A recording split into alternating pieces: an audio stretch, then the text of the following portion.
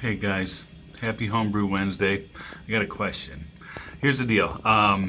Did a video last weekend when I brewed this, kind of explaining the idea more, but I'll go over it one more time. So tomorrow is the 4th of July, Independence Day here in the U.S., and I wanted a beer to drink at it, and all my kegs ran out, and I have a lager, a Dortmunder, that's ready to drink, but I'm really wanting to age it, and I don't want to drink it all up on a holiday weekend. So I started this. I try to do this really quick brew, and it's what it is a Munich Dunkel.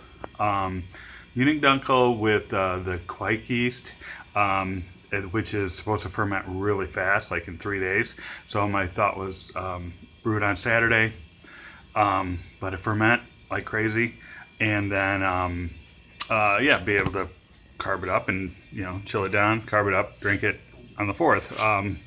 Goal being that by firework time tomorrow night, it's drinkable. So right now it looks like it did good. I mean, it went nuts. It really did. It started that, like, I brewed it Saturday. I think I put it in the fermenter at 4 o'clock, and by that evening it was already starting to chug a little bit. By the next day it was going like mad, and so so now it is Wednesday morning, and it's chugging at it's putting out a bubble about every 30 seconds. So I think the most of it's done, but I don't know if it's completely done. So here's my question for you guys. Any suggestions? Because my thought is I was going to give it till tonight when I get home from work, and then I was going to probably rack it into the keg, and then chill it overnight. Then tomorrow morning do a quick carb on it, and then play with it throughout the day and hopefully I get it carbed right by the evening.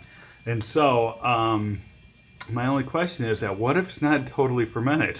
Because like I said, it's still chugging 30 seconds. It's still kind of moving along there.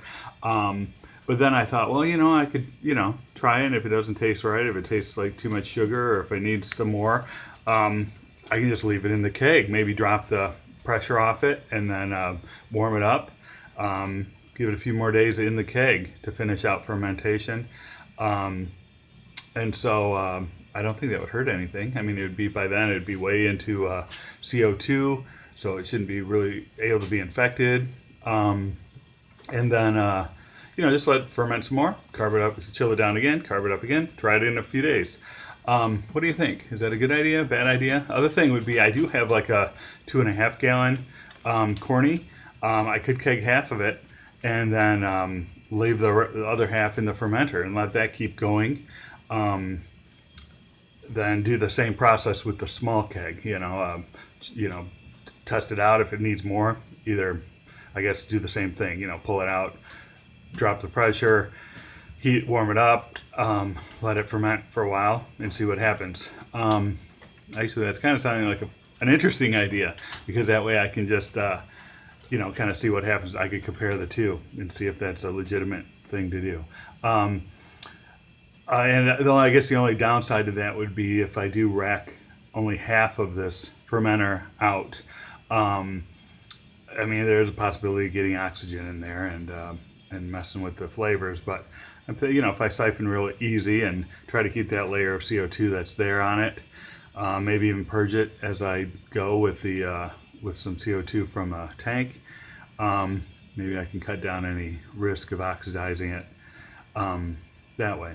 Okay, anyways, asking suggestions. Let me know if any of this is a good idea, or if I should just go buy a 12-pack of something and just let this do its thing and have 5 gallons of good beer not for the 4th.